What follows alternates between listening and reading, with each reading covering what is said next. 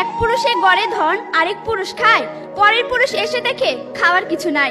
কেননা টেকসই উন্নয়নের সংজ্ঞায় সবচেয়ে গুরুত্বপূর্ণ দিকটি হলো বর্তমানে চাহিদা পূরণ করে ভবিষ্যৎ প্রজন্মের চাহিদা পূরণের জায়গাটি অক্ষুণ্ণ রাখা।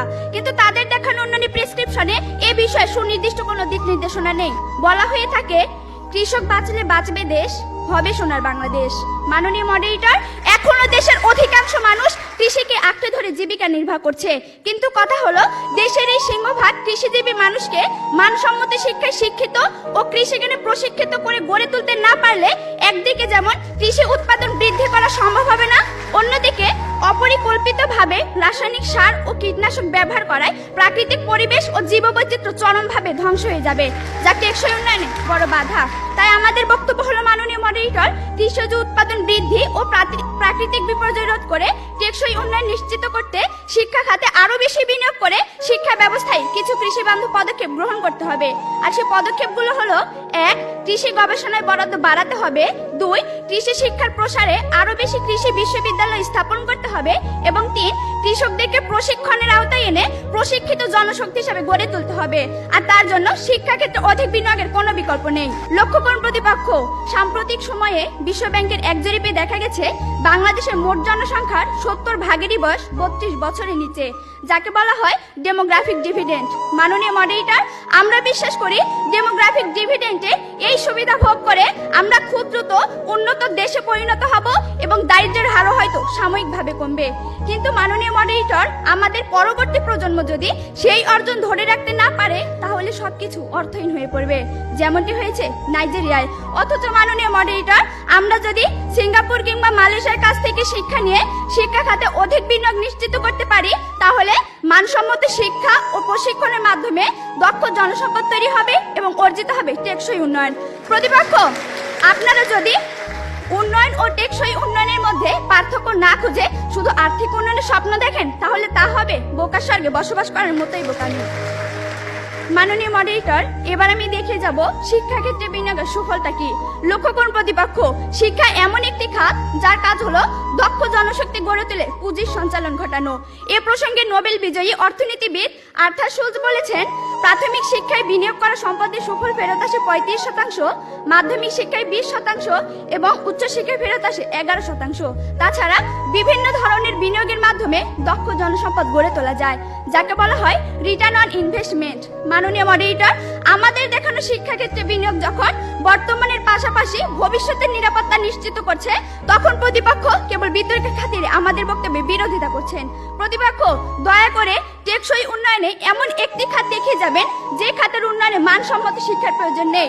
আর আপনারা যদি তেমন একটি খাত দেখে যেতে ব্যর্থ হন, আপনাদেরকে অবশ্যই স্বীকার করে নিতে হবে শিক্ষাক্ষেত্রে বিনিয়োগই টেকসই উন্নয়ন নিশ্চিত করতে পারে। মাননীয় মডারেটর, মানসম্মত শিক্ষার জন্য চাই মানসম্মত শিক্ষক, কিন্তু শিক্ষা ক্ষেত্রে পর্যাপ্ত বিনিয়োগ না থাকায় আমরা তা পাচ্ছি না।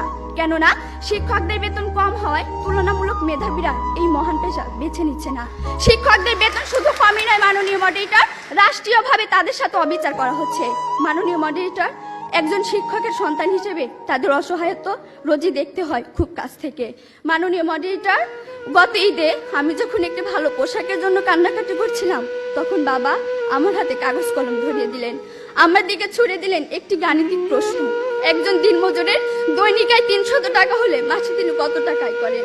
মাননীয় মডারেটর, মুখে মুখে বাবাকে জবাব দিলাম 9000 টাকা।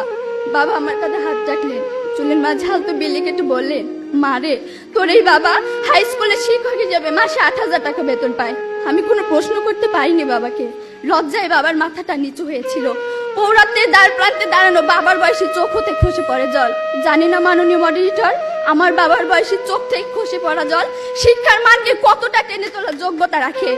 মাননীয় মডারেটর, এই যদি হয় শিক্ষাগুরুর জীবন, তাহলে একটা সময় হয়তো এদেশে আর কোনো শিক্ষকই পাওয়া যাবে না। এমন বাংলাদেশ আমরা কখনোই আশা করি না। মাননীয় মডারেটর, 30 লক্ষ লাশের একটি পাহাড় মারিয়ে আমরা বর্তমানে এসে দাঁড়িয়েছি। 2 লক্ষ মায়ের স্নেহের আঁচলে সাজিয়েছি দেশ। প্রতিপক্ষ, বঙ্গবন্ধুর স্বপ্ন, লাখো শহীদের প্রত্যাশা আর বীর জননীর ত্যাগের প্রতিদান দেওয়ার এখনই সময়।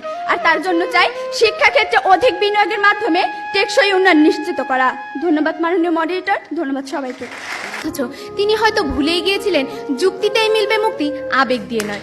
ধন্যবাদ মাননীয় মডারেটর আমাকে কিছু বলার সুযোগ দেওয়ার জন্য। আমাদের আজকের বিতর্কের বিষয় নির্ধারণ করা হয়েছে কেবল শিক্ষাক্ষেত্রে বিনিয়োগই টেকসই উন্নয়ন নিশ্চিত করতে পারে। বিপক্ষে বলছি, মাননীয় মডারেটর, প্রতিপক্ষের কথা শুনে মনে হচ্ছে তিনি শিক্ষাকে মেরুদণ্ডের সাথে তুলনা করতে চেয়েছেন। কিন্তু প্রশ্ন হলো, শুধুমাত্র মেরুদণ্ডের দেখাশোনা করে অর্থনৈতিক নামক হৃৎপিণ্ড, পরিবেশ নামক রক্ত সংবহন তন্ত্র আর আর্থসামাজিক ক্ষেত্রের মতো মস্তিষ্কের পিছনে বিনিয়োগ বা দেখাশোনা না করলে এই মানবদেহ কি চলতে সক্ষম হবে, নাকি একটি দাঁড় করানো পুতুলের মতো নিশ্চল হয়ে দাঁড়িয়ে থাকবে? তাই মাননীয় মডারেটর, আমাদের স্ট্যান্ড পয়েন্ট হচ্ছে সর্বক্ষেত্রে সুষম বিনিয়োগই টেকসই উন্নয়ন নিশ্চিত করতে পারে। মাননীয় মডারেটর, গত 6 মার্চ 2015 দৈনিক সমকাল পত্রিকার একটি সংবাদ ছিল এমন যে কক্সবাজারের প্রত্যন্ত অঞ্চলে একজন মেধাবী শিক্ষার্থী মর্জিনার ঘরে জলোচ্ছ্বাসে পানি ঢুকে তার বই খাতা ভাসিয়ে নেওয়ার পাশাপাশি তার বাসস্থানটুকু সমুদ্রের স্রোতে ভাসিয়ে নেয়। প্রতিপক্ষ আপনার মর্জিনাদের শিক্ষাখাতে বিনিয়োগের কথা বলছেন, কিন্তু প্রাকৃতিক দুর্যোগ মোকাবেলা করতে না পারলে আপনাদের এই শিক্ষার পিছনে বিনিয়োগটি এভাবেই উড়ে যাবে ঝড়ে, এবং সেই সাথে মর্জিনাদের স্বপ্নগুলো ভেসে যাবে বানের স্রোতে, আর তাদের জীবন তলিয়ে যাবে সমুদ্রের জলে। মাননীয় মডারেটর, এবার লক্ষ্য করুন পরিবেশের কিছু আবশ্যকীয় উপাদানের দিকে। সীসাময় কোনো শহর নয়, আমি স্বপ্ন দেখি একটি অক্সিজেনময় শহরের, আর এর জন্য আমরা বলছি বনাঞ্চল বৃদ্ধির পিছনে বিনিয়োগ বানানোর কোনো বিকল্প নেই। মাননীয় মডারেটর, আমরা জানি পানির কোনো রঙও নেই, গন্ধও নেই, কিন্তু ঢাকার প্রাণ বুড়িগঙ্গা নদীর পাশে দাঁড়ালে আমরা বুঝতে পারি পানির রঙ ও গন্ধ দুটোই আছে। কারণ বিশ্ব ব্যাংকের এক প্রতিবেদনে দেখা যায় ঢাকার চারপাশে 4টি নদীতে প্রতিদিন 7,000 শিল্প ইউনিট থেকে 1.5 মিলিয়ন কিউবিক মিটার বর্জ্য পানিতে পতিত হয়। ঠিক একইভাবে ঢাকা শহরে এতটাই বায়ু দূষণ হচ্ছে যে পরিবেশ অধিদপ্তরের তথ্য অনুযায়ী ডিসেম্বর থেকে মার্চ এই 4 মাসে ঢাকা শহরে বায়ুতে বস্তুকণার পরিমাণ থাকে 463 এমসিএম, যা পৃথিবীর মধ্যে সর্বাধিক। প্রতিপক্ষ, আর এই যখন পরিবেশ দূষণের অবস্থা, তখন আপনাদের দেখিয়ে যেতে হবে পরিবেশের পিছনে আলাদা প্রয়োজনীয় বিনিয়োগের দরকার আছে কিনা। আবার দেখা যায় রাজধানী ঢাকা সারা বিশ্বে বসবাসকারী অনুপযোগী শহরের দ্বিতীয় তালিকায় রয়েছে। এমন পরিস্থিতিতে আপনারা শিক্ষাখাতে অধিক বিনিয়োগের মাধ্যমে পরিবেশগত নিরাপত্তাটি কি করে নিশ্চিত করবেন? তাই প্রতিপক্ষ বাগাড়ম্বর ছেড়ে স্বপ্নের ফানুষটি নাউড়ে দেশের প্রকৃত টেকসই উন্নয়নের কথা চিন্তা করুন। তবেই বুঝতে পারবেন শুধুমাত্র শিক্ষাক্ষেত্রে নয়, বরং সর্বক্ষেত্রে সুষম বিনিয়োগই টেকসই উন্নয়ন নিশ্চিত করতে পারে। প্রতিপক্ষ, বর্তমান সরকার রূপকল্প 2021 বাস্তবায়নের যে ঘোষণা দিয়েছে তাতে শিক্ষার পাশাপাশি স্বাস্থ্য, কর্মসংস্থান, প্রযুক্তি, সামাজিক নিরাপত্তা ও দারিদ্র্য দূরীকরণকে সমানভাবে প্রাধান্য দিয়েছে। সেক্ষেত্রে আমরা একবারও বলিনি শিক্ষাক্ষেত্রে বিনিয়োগের প্রয়োজন নেই। শিক্ষাক্ষেত্রে বিনিয়োগের প্রয়োজন ছিল, আছে এবং থাকবে। কিন্তু আমাদের বিতর্ক যেহেতু টেকসই উন্নয়নকে নিয়ে, তাই প্রতিপক্ষের উচিত ছিল তাদের অবস্থান থেকে এটি প্রমাণ করা যে কেবল শিক্ষাক্ষেত্রে বিনিয়োগের মাধ্যমে এসডিজি বা টেকসই উন্নয়নের প্রত্যেকটি লক্ষ্যমাত্রা অর্জন করা সম্ভব। মাননীয় মডারেটর, তাই আমরা বলছি আর্থসামাজিক ক্ষেত্রে যে সামাজিক নিরাপত্তার ঘাটতি রয়েছে তাতে যদি প্রয়োজনীয় বিনিয়োগটি করা হয়, তবে বয়স্ক, বিধবা ও অসচ্ছল প্রতিবন্ধী নিরাপত্তাটি নিশ্চিত হবে এবং এভাবেই দেশের টেকসই উন্নয়নটি ত্বরান্বিত হবে। মাননীয় মডারেটর, এবার আসে যাক স্বাস্থ্য খাতের বেহাল অবস্থায়। একটি ঘটনার জ্বলন্ত সাক্ষী আমি। আমার বড় বোনের নাম সোনালী। স্বর্ণের মতো জলজল করছিল আপুর সুন্দর জীবন। আপু তখন সন্তান সম্ভবা।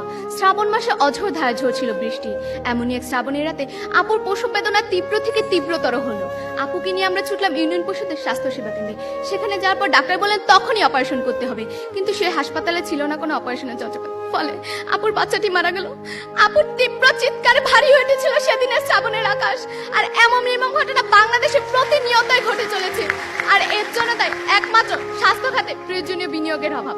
কেননা আমাদের দেশে এখন পর্যন্ত 112টি ইউনিয়ন পরিষদে কোনো স্বাস্থ্য সেবা কেন্দ্র নেই। প্রতি বছর দেশে 20,000 ডাক্তার তৈরি হলেও দেশে কর্মসংস্থানের অভাবে তারা বিদেশে চলে যাচ্ছে। সুতরাং শুধুমাত্র শিক্ষাক্ষেত্রে বিনিয়োগের মাধ্যমে হয়তো অনেক ডাক্তার তৈরি করা সম্ভব, কিন্তু তাদের কর্মসংস্থান, পর্যাপ্ত চিকিৎসার উপকরণ ও যন্ত্রপাতি নিশ্চিত করার জন্য যদি স্বাস্থ্য খাতে সুষম বিনিয়োগটি না করা হয়, তাহলে সোনালীর মতো অসংখ্য মা তাদের অনাগত সন্তান সহ পরিণত হবে ঝরে পড়া ফুলে।